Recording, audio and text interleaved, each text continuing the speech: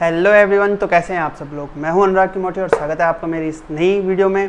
तो जैसा कि मैं पहले भी बता चुका हूं, रेगुलर क्लासेस स्टार्ट हो चुकी है। चारों क्लासेस की वीडियो रेगुलर आ रही है, 9 to 12। 10th क्लास की आज हम एक्सरसाइज 8.2 यहाँ स्टडी करने वाले हैं। 8.1 की वीडियो एंड इंट्रोडक्शन की वीडियो, जो चैप्टर का इंट्रोडक्शन था, उसको मैं नीचे डाल दूंगा डिस्क्रिप्शन में, तो वहाँ से आप उसको चेक कर सकते हैं। आज हम करने वाले एक्सरसाइज 8.2 क्लास 10th से। तो एक्सरसाइज 8.2 करने से पहले सबसे पहले तो आपको जो कंप्लीट नॉलेज होनी चाहिए वो है आपकी trigonometric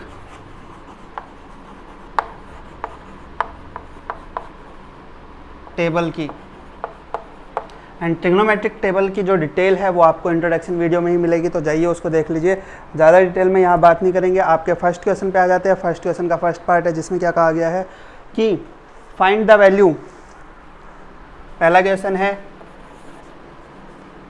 sin 60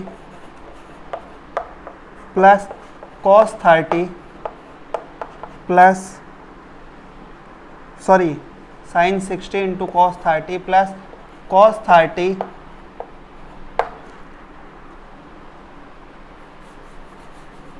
sin 60 cos 30 plus sin 30 cos 60 degree. ये आपका क्वेश्चन है। sin 60 into cos 30 plus sin 30 into cos 60। तो sin 60 की वैल्यू होती है √3/2 एंड cos 30 की वैल्यू भी √3/2 प्लस sin 30 होता है आपका 1/2 एंड cos 60 भी 1/2। √3 into √3 that will be equal to 3/4 plus 1/4 that will be equal to 4/4। That means 1। That is your answer. तो चलते हैं नेक्स्ट पार्ट की तरफ। थर्ड पार्ट करेंगे इसका। तो देखिए थर्ड पार्ट में क्या कहा गया है कि cos 45 degree upon sec 30 plus cosec 30 degree. तो cos 45 की अगर मैं बात करूं तो होता है 1/√2 एंड sec 30, sec होता है cos का अपोजिट, cos 30 होता है √3/2, तो sec 30 2/√3 प्लस cosec 30 ये हो जाएगा 2। करते हैं इसको सॉल्व। 1/√2 एंड यहाँ पे एल्शियम आ जाएगा √3 एंड ऊपर हो जाएगा देखिए 2 प्लस 2√3। अगर हम इसको फर्दर सॉल्व करते हैं तो 1/√2 एंड इनटू में √3 एंड अपॉन में यहाँ 2 प्लस 2√3। तो देखिए क्या आएगा इससे, √3 अपॉन में 2√2 प्लस 2√6। इसके बाद रेशनलाइजेशन कंपलसरी है, रेशनलाइज कर लेते हैं इसे। √3 इंटू में 2√2 माइनस 2√6 एंड अपॉन में 2√2 प्लस 2√6 और इंटू में हो जाएगा 2√2 माइनस 2√6। अपॉन में कभी भी रूट की वैल्यू नहीं रहनी चाहिए, इसलिए हम उसका रेशनलाइजेशन कर देते हैं। सो देखिए इसके बाद नेक्स्ट स्टेप, इधर का पोर्शन रब कर लेते हैं। √3 into 2√2 2√6 minus 2√18 upon a plus b into a minus b, a square minus b square, यानी 2√2 का स्क्वायर माइनस 2√6 का square. That will be equal to 2√6 minus ये आपका हो जाएगा देखिए 18, 3 3 जा 9 एंड 9 2 जा 18, तो ये हो जाएगा 6√2 अपॉन में 2 2 जा 4, 4 2 जा 8 माइनस 2 2 जा 4 एंड 6 4 जा 24। तो आपका फाइनल आंसर आएगा 2√6 माइनस 6√2 अपॉन में माइनस 16। और अगर मैं इस माइनस को हटा देता हूँ तो यहाँ माइनस एंड यहाँ प्लस आपका आ जाएगा। यही आपका आंसर होगा। चलते हैं नेक्स्ट क्वेश्चन की तरफ। एक्चुअली इसमें आंसर कुछ और आ रहा है।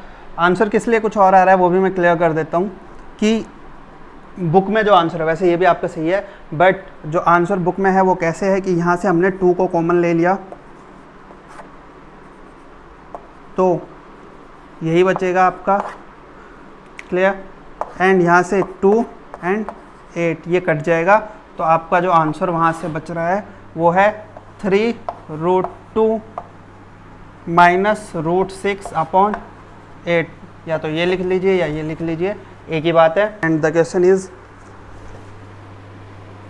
5 cos square 60 plus 4 sec square 30 minus 10 square 45 upon sine square 30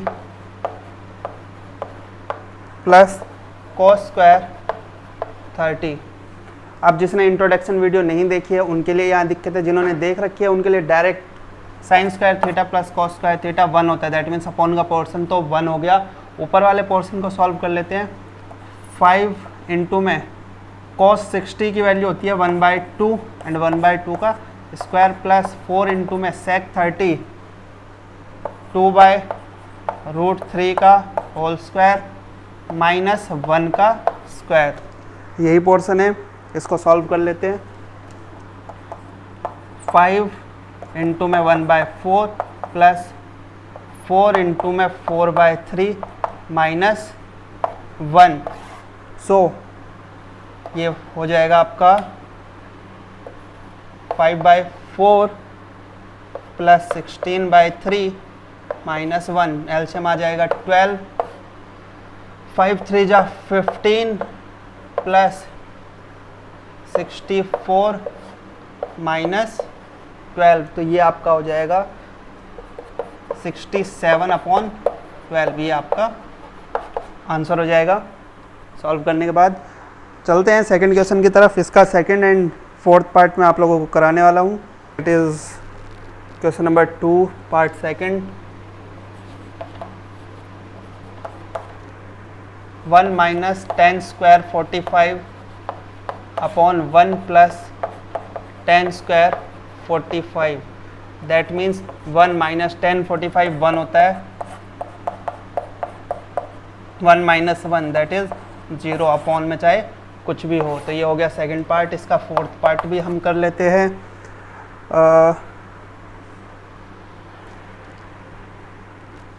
2 tan 30 upon 1 minus 10 square 30, यानी 2 इंटू में 10 30 की वैल्यू होती है 1/√3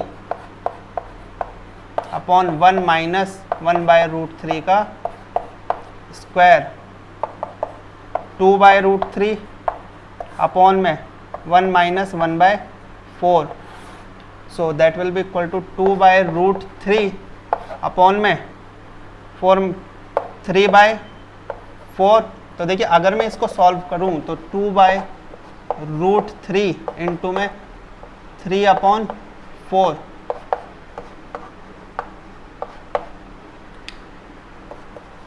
तो ये आपका आ जाता है √3/2।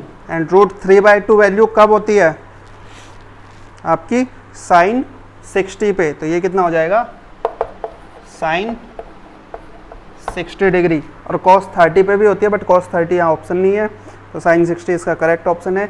इसके अलावा देखिए जो इसका थर्ड पार्ट है ना, ये ब्रीफली मैं समझा देता हूँ मैं। Sign 2a is equal to में 2 साइन a कब होगा, तो ये तभी पॉसिबल है जब a की value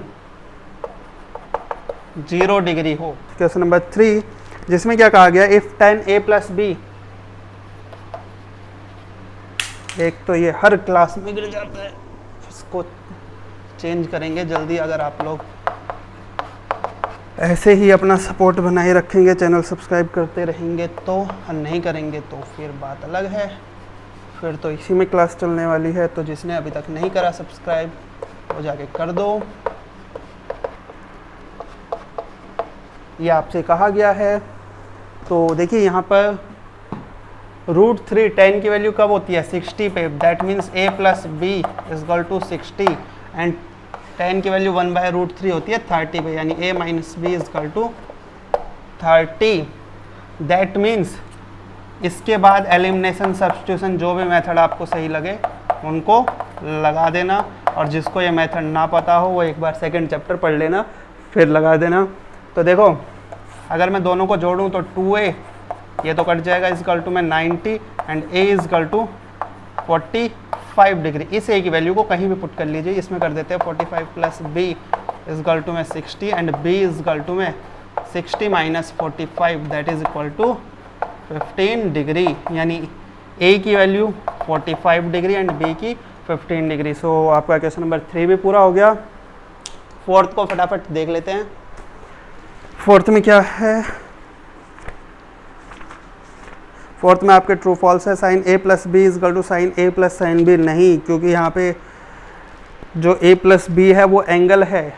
the value of sine theta is increase as theta increase, sine theta की वैल्यू बढ़ती है जब थीटा हम बढ़ाते हैं, बट हाँ ये पॉसिबल है, बट कहाँ तक, ओनली 0 to 90। उसके बाद अगर आप थीटा की वैल्यू बढ़ाते हैं तो साइन थीटा की वैल्यू कम होती रहती है।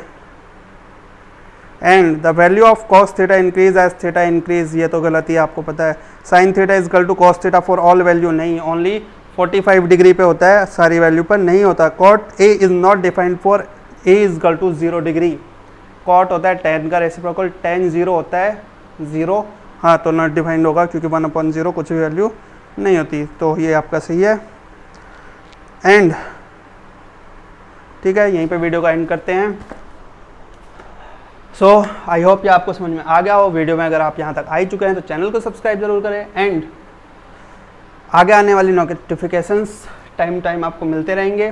सो यहीं पे वीडियो को एंड करते हैं। Till then bye bye, take care. मिलते हैं किसी ऐसी वीडियो के साथ, तब तक अपना ध्यान रखें, घर पे रहे, सुरक्षित रहें, एंड अपना ध्यान रखें, अपने घर वालों का ध्यान रखें, और कभी भी मास्क बाहर जाएं तो मास्क ज़रूर लगाएं।